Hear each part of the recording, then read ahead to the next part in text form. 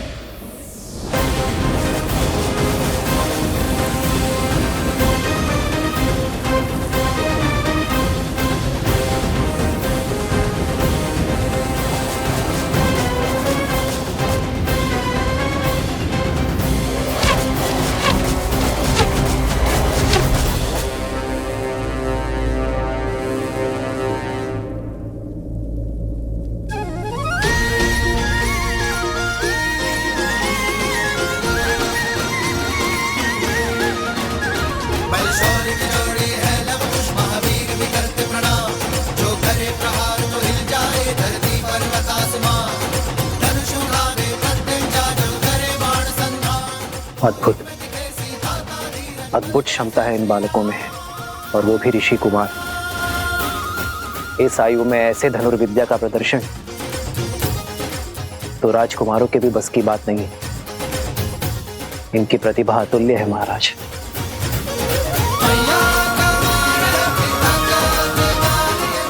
अरे रुको,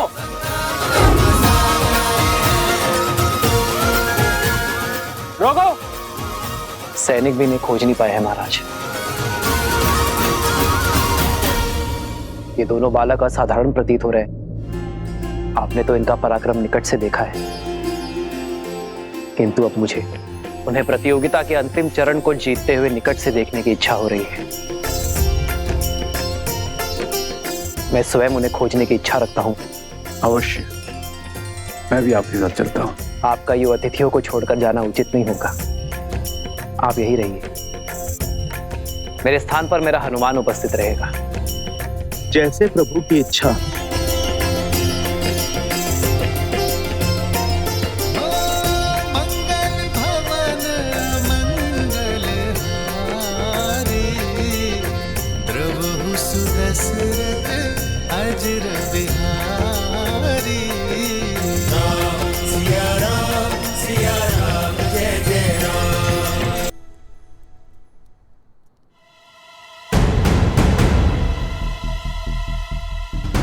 कुश, चलो प्रतियोगिता क्षेत्र के तनिक निकट चलते हैं।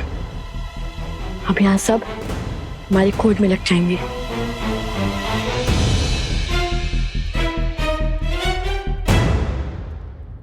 अद्भुत धनुर्विद्या का प्रमाण देते हुए हमारे गुप्त प्रतियोगी ने दूसरा चरण जीत लिया है, और इसी के साथ हम आ पहुंचे हैं इस स्पर्धा के आखिरी चरण में। अब देखना यह है कि इस अंतिम चरण में वो हमारे समक्ष आते हैं या नहीं। तो ध्यान से सुनो, इस चरण में महाराज जनक का अश्व, जिसे आसपास के सभी 12 राज्यों में सबसे तीव्र होने का गौरव प्राप्त है, उसे बिना क्षति पहुंचाए रोक पाएगा, वो होगा प्रतिस्पर्धा का विजेता।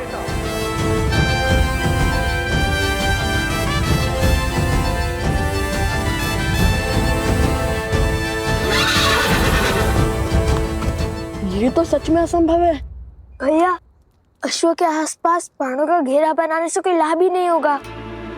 वो एक छलांग में उसे पार कर लेगा। यहाँ से तो सब असंभव लगता है। अश्व भी दिखाई नहीं दे रहा है, और प्रतियोगिता क्षेत्र तो उस और है ना। चलो उस वृक्ष पर चढ़ के देखते हैं, कदाचित कोई मार्ग दिखे।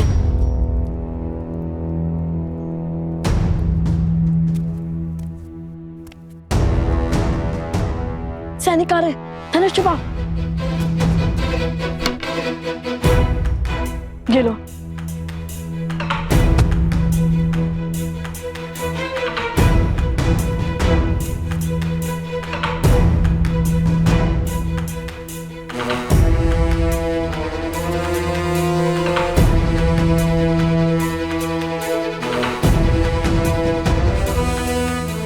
ये तो अयोध्या के सैनिक हैं।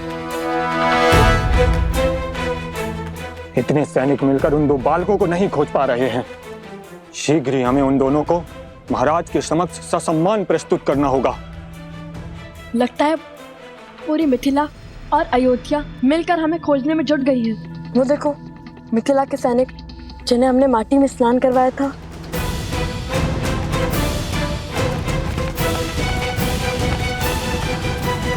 ये अकस्मात रुक क्यों गए? लगता है राजघराने से कोई आ रहा है।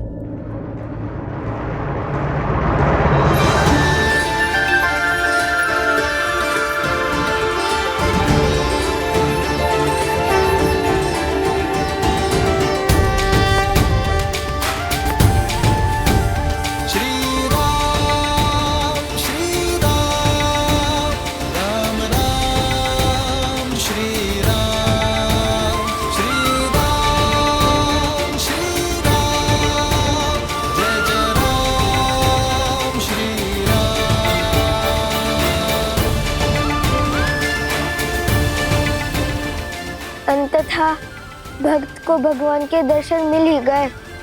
हमारे आराध्य, हमारे भगवान बिल्कुल वैसे ही जैसे सीता मैया ने विभीषण जी को बताया था। श्री रामचंद्र कृपालो भज मन हरण भव भय दारुणम। नवकंज लोचन कंज मुख कर वदकंजारुणम। कंदर्प अगणित अमित छवि नवनील नीरज सुंदरम। पटपीत मानहु तडित रुचि शुचि नौमि जनक सुतावरम।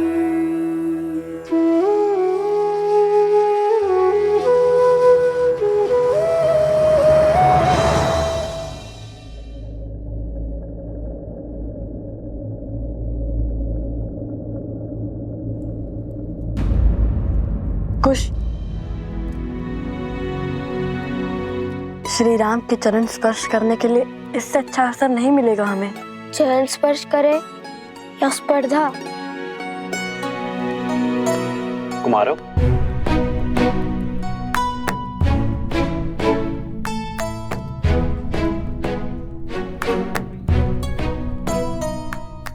आभास होता है ये भार बहुत अधिक है। लाइए मैं सहायता कर देता हूँ। नहीं नहीं नहीं, हम स्वयं ले जाएंगे। प्रतिदिन का कार्य है भद्र।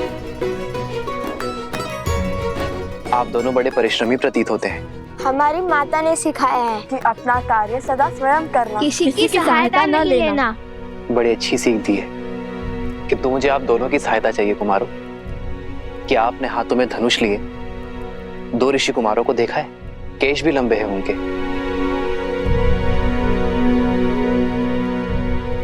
हाँ, उस ओर गए वो दोनों ऋषि कुमार।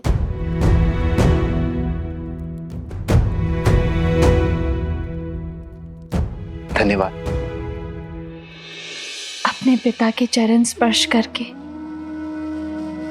आशीर्वाद लेना हमारे पुत्रों की नियति में नहीं,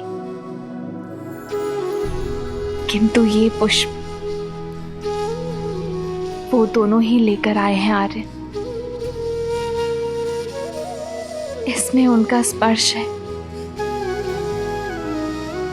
स्वीकार कीजिए।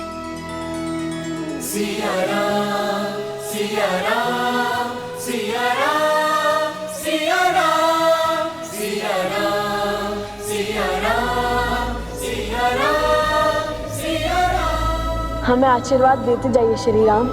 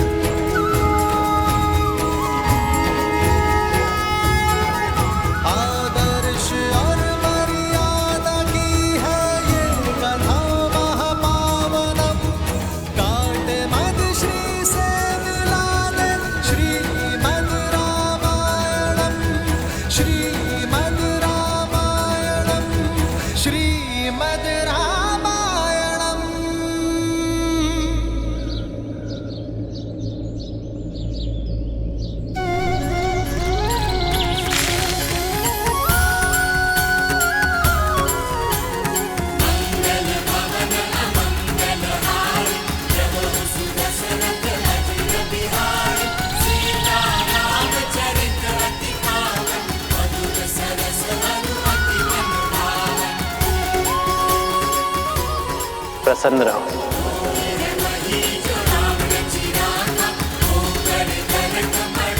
चिरंजीवी रहो, यशस्वी रहो।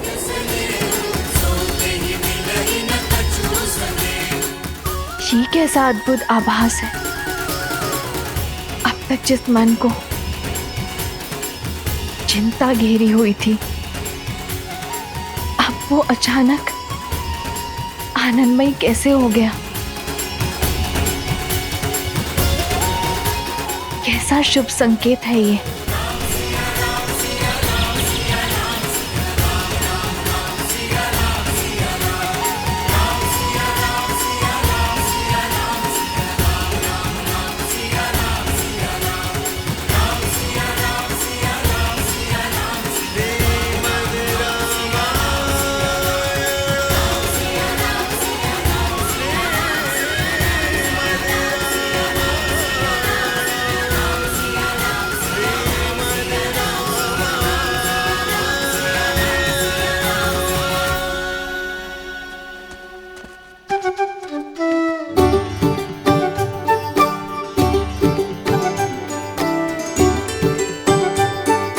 बुरी बात, असत्य क्यों कहा तुमने? हम तो यही हैं। सत्य और मैंने तो केवल इतना ही कहा था कि वो दो ऋषि कुमार उस ओर से आए थे और हम भी तो उसी ओर से आए, तो हम भी थे ना उसी ओर से। सत्य को तर्क में मत उलझाओ कुश। श्री राम से असत्य कहा है तुमने। प्रतियोगिता जीतने के बाद जब हम प्रभु श्री राम से मिलेंगे तो हमें उनसे क्षमा मांगनी होगी, समझे तुम? समझ गया भ्राता श्री। अब चलिए, वहाँ कोई सैनिक नहीं है। चलो।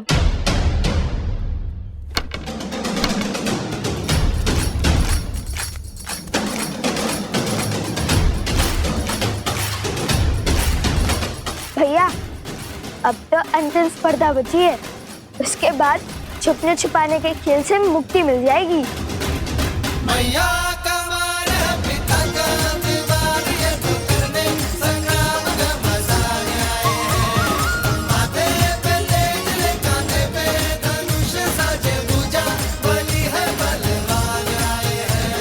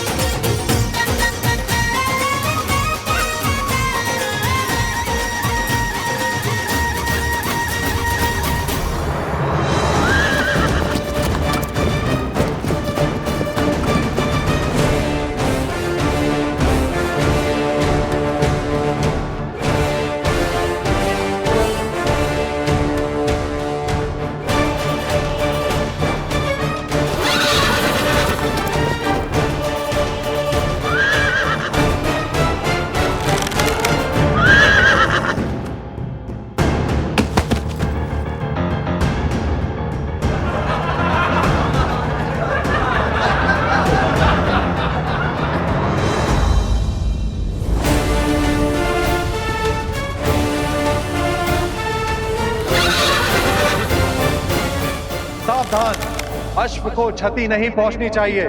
जानता हूं, मैं तो केवल इसे भयभीत कर रहा था।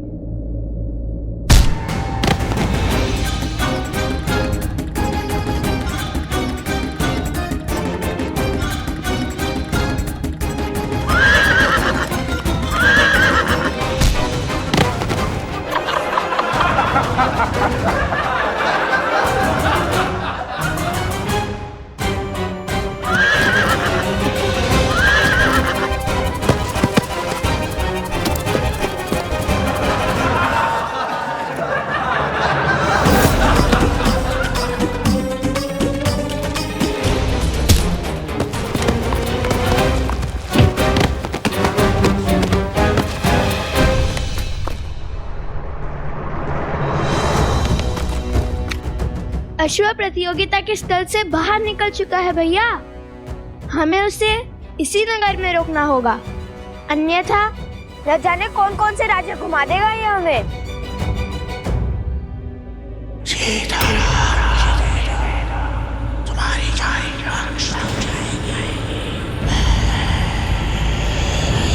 ये किस राक्षसी शक्ति का आभास हुआ मुझे? आर्य सुमंत, जी महाराज। आप सैनिकों को लेकर उस ओर जाइए, मैं यहां देखता हूं। जी महाराज। भैया दूसरे लक्ष्य तो भेज दिया, किंतु इस अश्व को कैसे रोकेंगे? श्री राम से क्षण भर की भेंट भी जन्मों के संकट टाल देती है। तुम देखना, उनके दर्शन का लाभ अवश्य मिलेगा हमें। किंतु उन्होंने तो कभी कोई अश्व नहीं रोका था। रोका था क्या?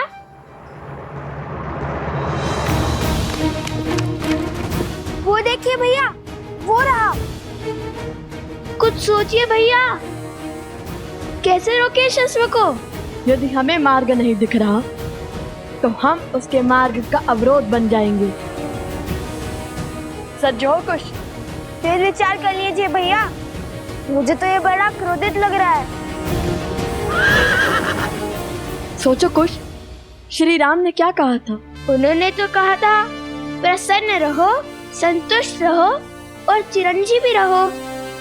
किंतु इस अश्व को पकड़ने में क्या संतुष्टि, क्या प्रसन्नता होगी भैया? प्राणी प्रसन्न और संतुष्ट कब होता है? मैं तो तब संतुष्ट रहता हूँ जब मेरा पेट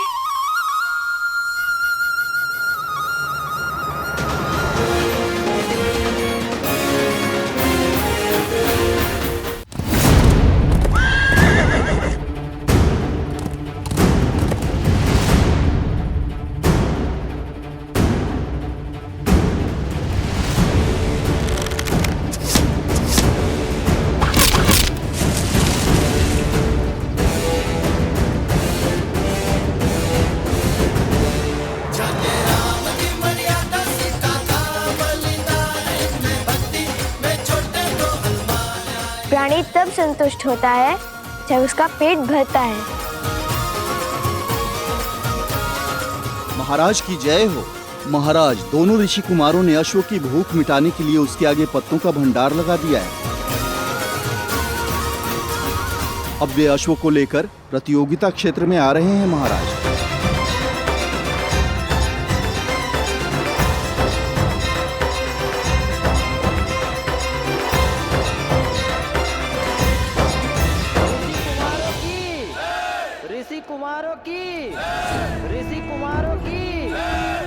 लगता है तुम्हारे मित्र स्पर्धा जीत गए हैं। समय आ गया है जब उस प्रतियोगिता क्षेत्र में उन्हें पुरस्कार मिल रहा होगा।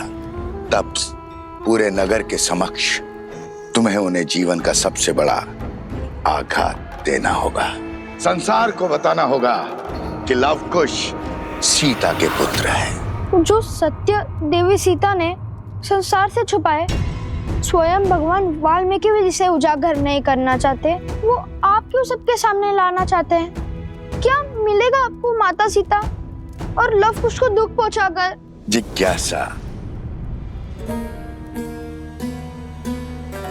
ये सत्य जब सामने आएगा तो संसार में विविध प्रकार के विचारों का जन्म होगा। कोई राम से इसलिए घृणा करेगा क्योंकि उसने अपनी गर्भवती पत्नी का त्याग किया। कोई सीता पर संदेह करेगा। मैं कुछ नहीं कहूंगा, चाहे तो आप मेरे सर के टुकड़े टुकड़े कर दे। लगता है मुझे अपनी मायावी शक्तियों से ही तुमसे अपनी बात मनवानी पड़ेगी।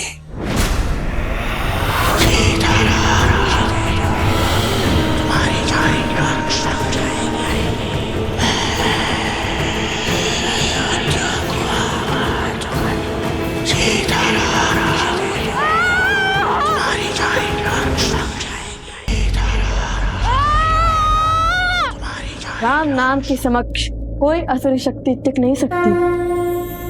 राम, राम, राम, राम, राम, राम, राम, राम, राम, राम। मौन हो जाओ मूर्ख बालक।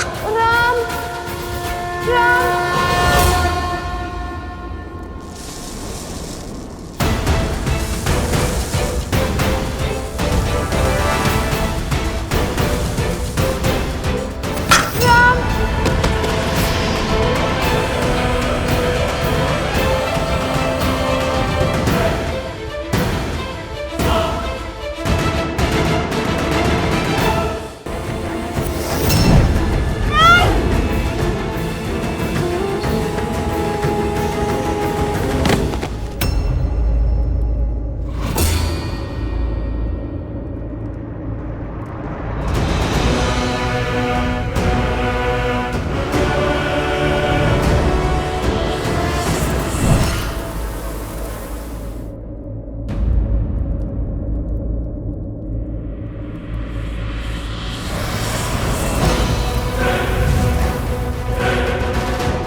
बालक, बालक उठो।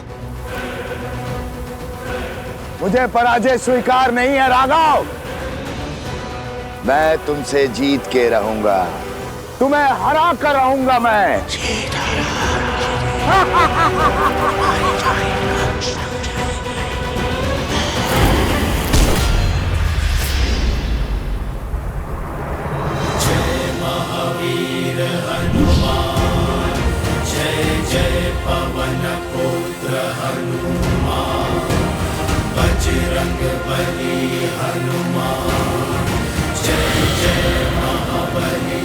हनुमान,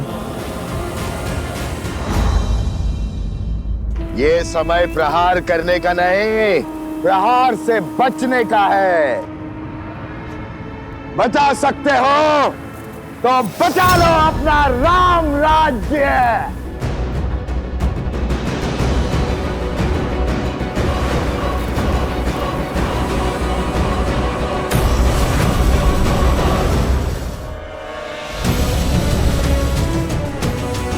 महाराज, वो बालक मिल गए। इस बालक को संभालिए आर्य सुमंत। जी महाराज। मुझे इसी क्षण जाना होगा आर्य सुमंत। रथ को सज्ज कीजिए।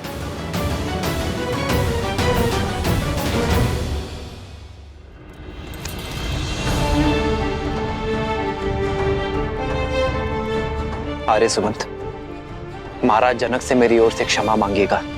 उनसे विदा लिए बिना जाना पड़ रहा है, और उन ऋषि कुमारों को मेरी ओर से ये भेंट दीजिएगा। कभी अवसर मिला तो उनसे भेंट का लाभ मिलेगा मुझे।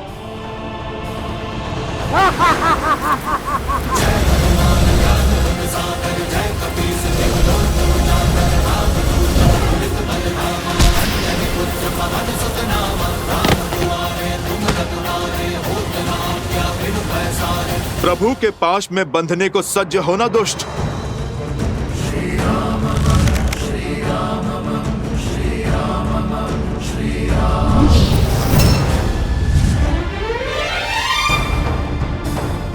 अयोध्या चलो हनुमान, हमारे पास समय अधिक नहीं है।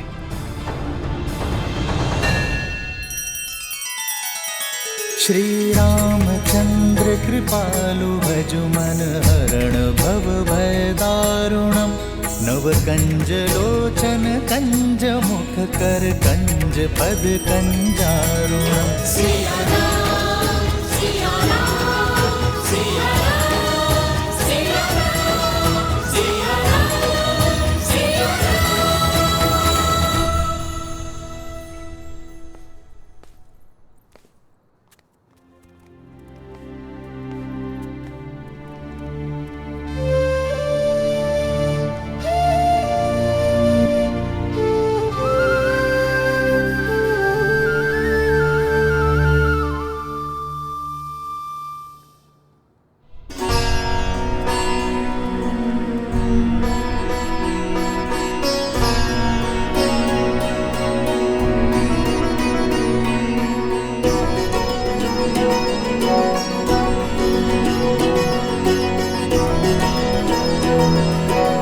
बालकों, मैं जानता हूं तुम्हारी दृष्टि किसे ढूंढ रही है। हम भी कब से तुम्हारी ही प्रतीक्षा कर रहे थे। मैं ये भी जानता हूं कि इतने असंभव चुनौतियों को संभव कौन कर रहा था। ईश्वर की असीम कृपा है तुम दोनों पर। तुम दोनों केवल धनुर्धारी ही नहीं हो, बल्कि बुद्धिमान और साहसी भी हो। धर्म के अर्थ को समझने की क्षमता भी रखते हो। राजाओं से पराक्रमी और वीर भी हो, और बालकों से नटखट भी। मैं और श्री राम तुम दोनों से अत्यंत प्रभावित हैं। और सत्य तो यह है कि जितने उत्सुक तुम दोनों हो श्री राम से मिलने के लिए, उतने ही उत्सुक श्री राम भी थे तुम दोनों से मिलने के लिए। किंतु दुर्भाग्यवश उन्हें एक राक्षस को खदेड़ने के लिए जाना पड़ा। ये श्री राम की माला है, वही माला तुम दोनों को भेंट करना चाहते थे।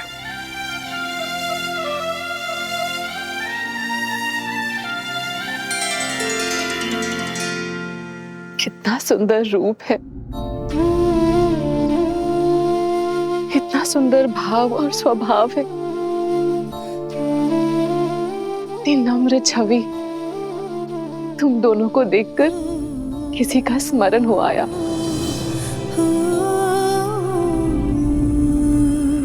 माता सीता,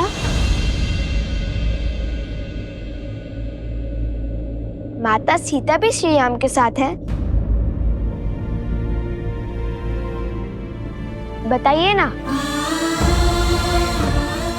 माता सीता है उनके साथ?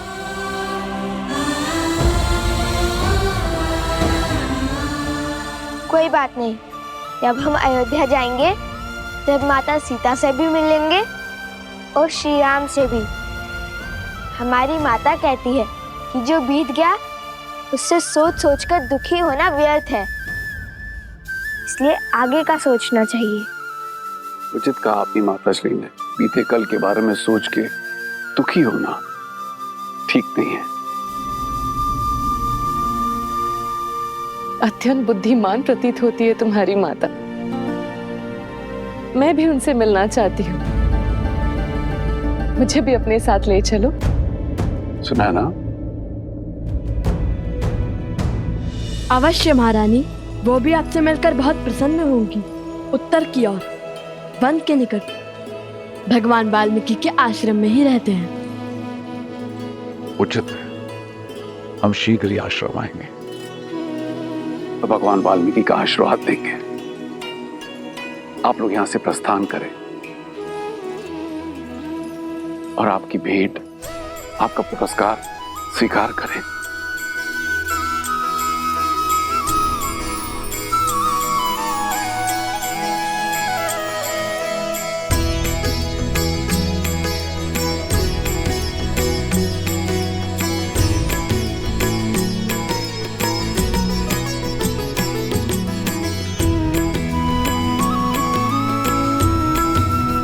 माता, हम सुनैना जी से भी मिले और महाराज जनक से भी।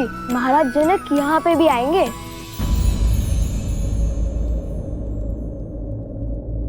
महाराज जनक यहाँ आएंगे? हाँ माता। मुझे मिथिला में हुए हर प्रस्ताव के विषय में बताओ।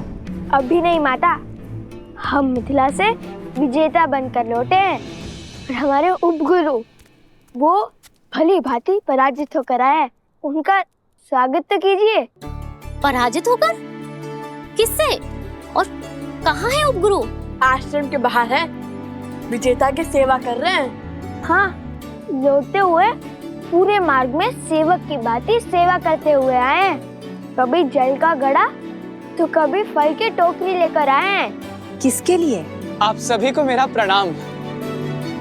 ये प्रसूता है, मेरी धर्मपत्नी।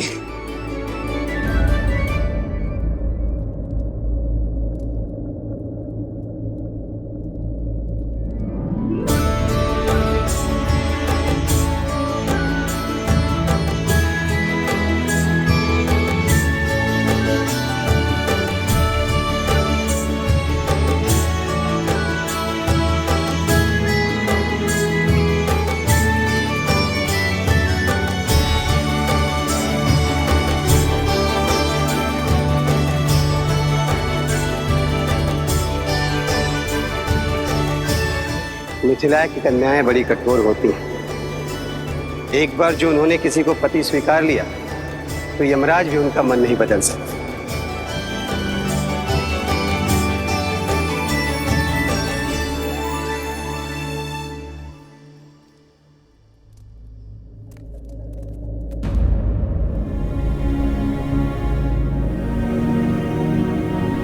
ये क्या, सब चले क्यों गए? क्या हमसे कोई भारी भूल हुई है?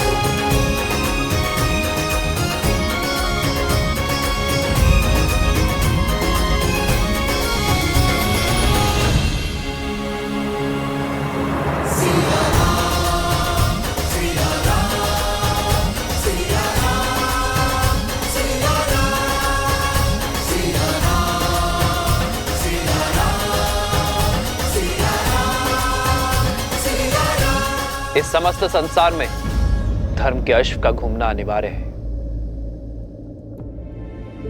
मैंने स्वयं सहस्त्रमुख रावण को मिथिला में विष फैलाते देखा है। उसने एक बालक को अपने माया के भ्रम से बांधा था। किंतु अच्छी बात यह है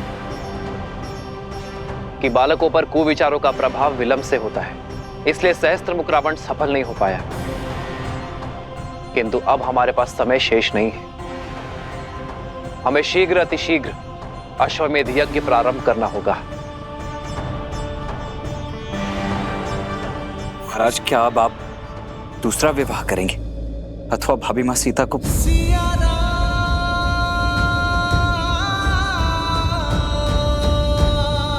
तो अब आगे के लिए क्या आज्ञा है महाराज? क्या इस यज्ञ से पूर्व महाराज के दूसरे विवाह का आयोजन करना होगा?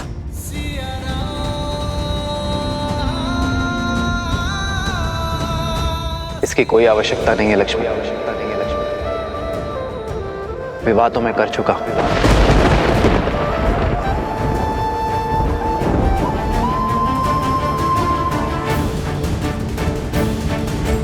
सात दिन के पश्चात मैं प्रजा के सामने अपनी पत्नी के साथ उपस्थित हो जाऊंगा।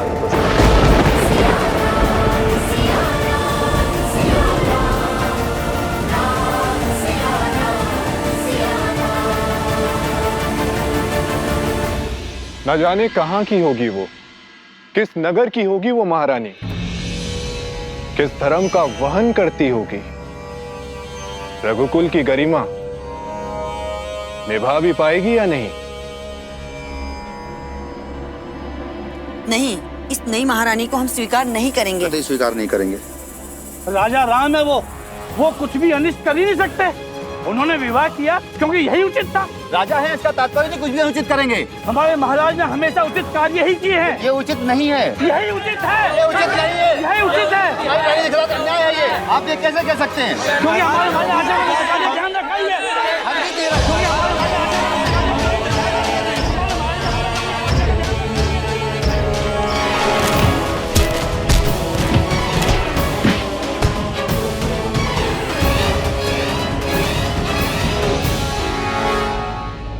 माता, वैसे भी उचित ही हुआ। महारानी सीता के बिना श्री राम तो अधूरे हैं। जब हम मिलेंगे तब माता सीता भी होंगी श्री राम के साथ। और तब तक के लिए श्री राम की भेंट है ना हमारे पास।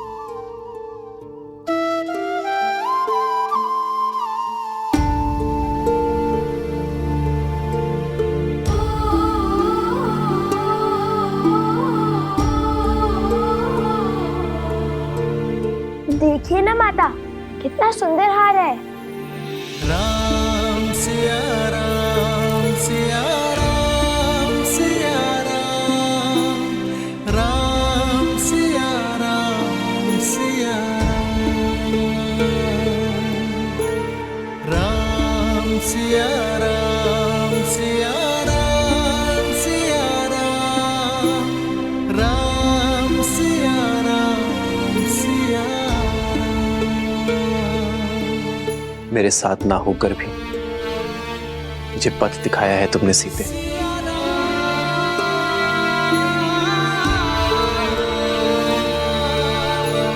प्रभु, आप जो करेंगे वो उचित ही होगा, किंतु प्रजा में जो ये तर्क वितर्क चल रहा है, इसे रोकने का मार्ग अवश्य ही खोजना होगा।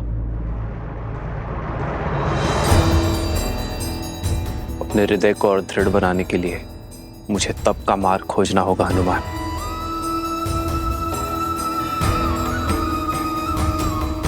जब तक मैं इस कक्ष में हूं, मेरे एकांत में कोई बाधा ना डाले हनुमान।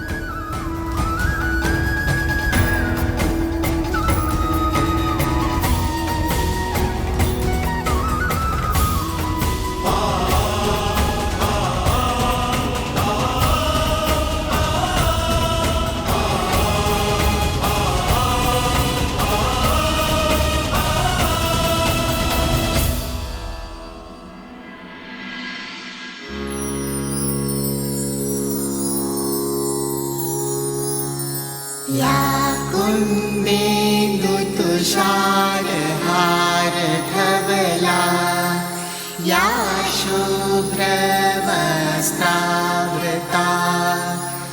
या वीणा वरदण्डमण्डितकरा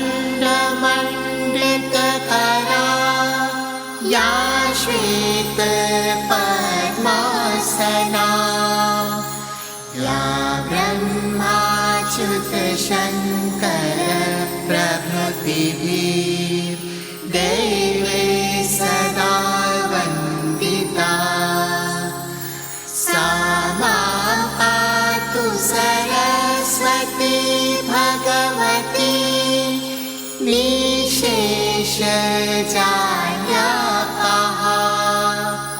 निशेषजाड्यापः निशेषजाड्यापः।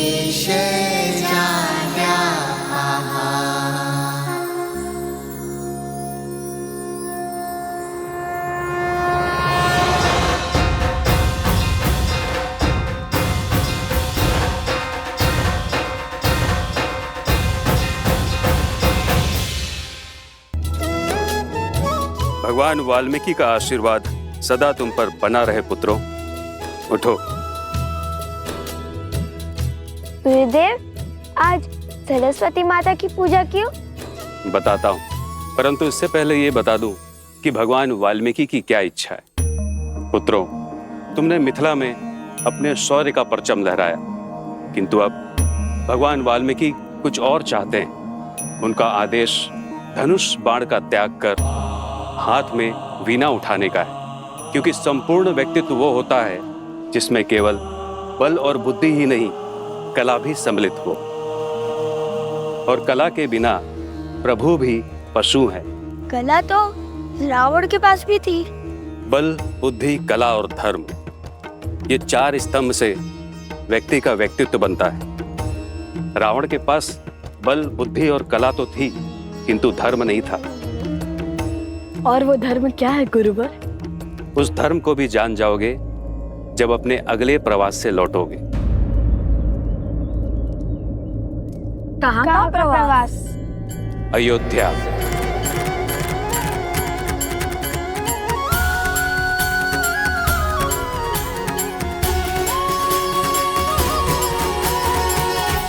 हम तो मिथिला कुमारी के सिवा किसी और को भी महारानी स्वीकार नहीं करेंगे। श्री राम से भी विरोध करेंगे।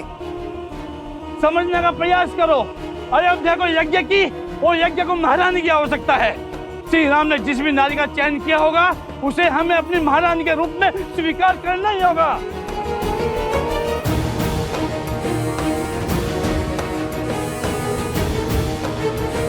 कौशल राज राजा रामचंद्र की, राजा रामचंद्र की, राजा रामचंद्र की, राजा रामचंद्र की।